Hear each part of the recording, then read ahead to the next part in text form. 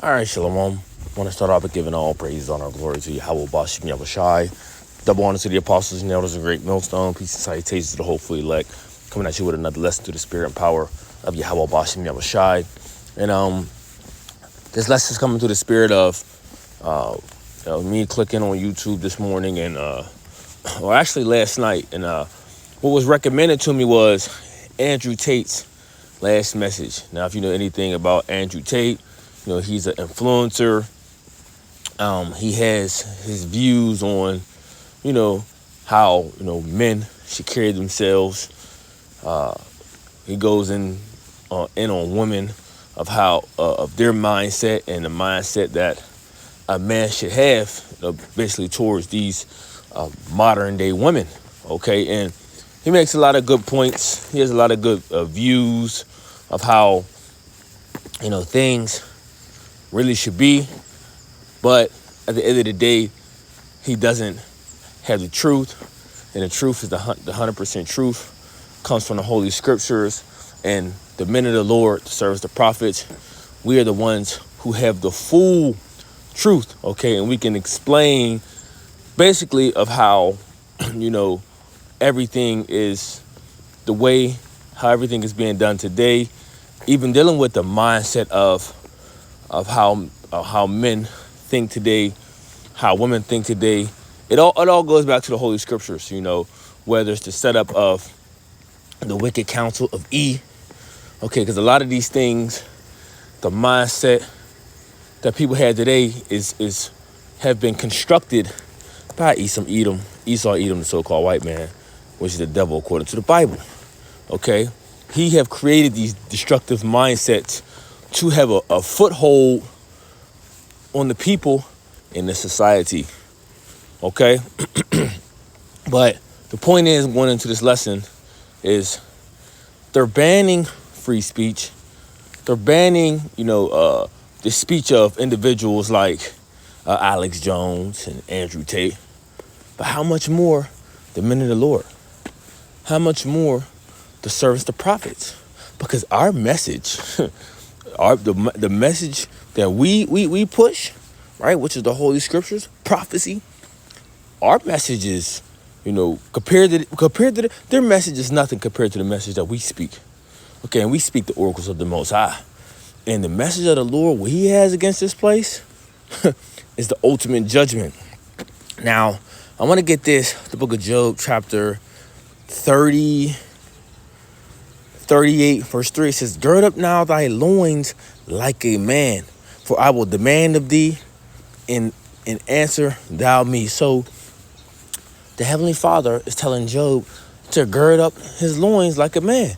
Be a man, right? And in this society, they don't want you to be a man. They don't want you to be an alpha male. They don't want you to be a man with morals, values, integrity, to hold yourself accountable. Okay, to be a leader, to think for yourself. They don't want you to have that mindset in the society. And when you get individuals like they call them red pill men, right? Individuals like Andrew Tate that's telling men of take no more nonsense, take no more bullshit from these women, right? Don't be a SIMP, don't be a beta.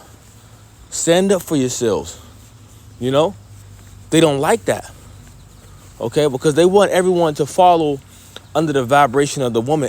And when you think about it, it's just almost as if, how the serpent beguiled Eve in the garden? Because, see, that's the ordeal that's going on.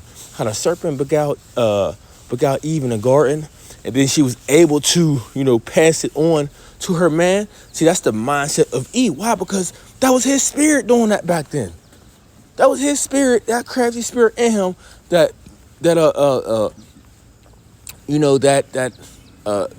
that whole thing was pushed. Okay, and that's the same thing you see going on here. Of him beguiling Eve because she's the weaker vessel, the woman, and he wants that same influence from her to pass on to who? The man. Okay. All right, so it says, I'll read it again, Job 38, verse 3, gird up thy loins, now thy loins like a man, for I will demand thee, and answer thou me. So, even though they're pushing men to stand up for themselves, what you think we're doing, right? And we're doing it through the spirit of telling men, stand up for yourself, okay? Be a man. Leave off the weak nature. Matter of fact, let's see if this weak nature.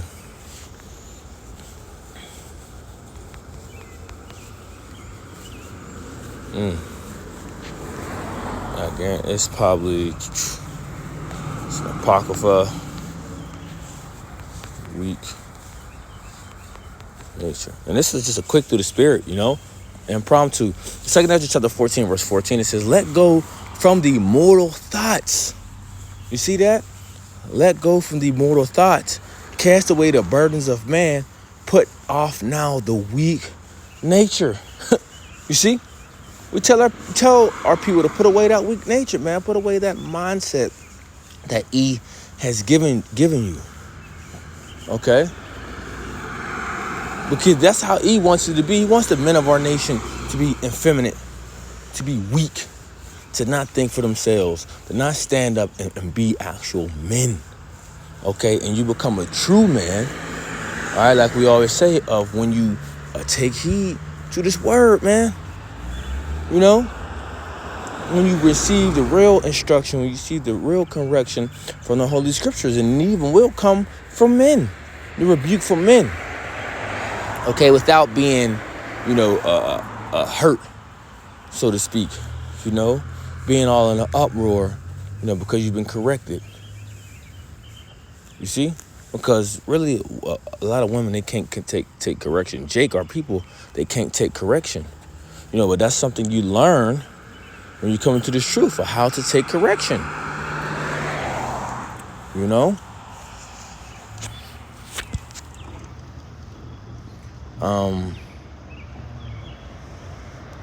So I think, yeah. All right. So going back into the song.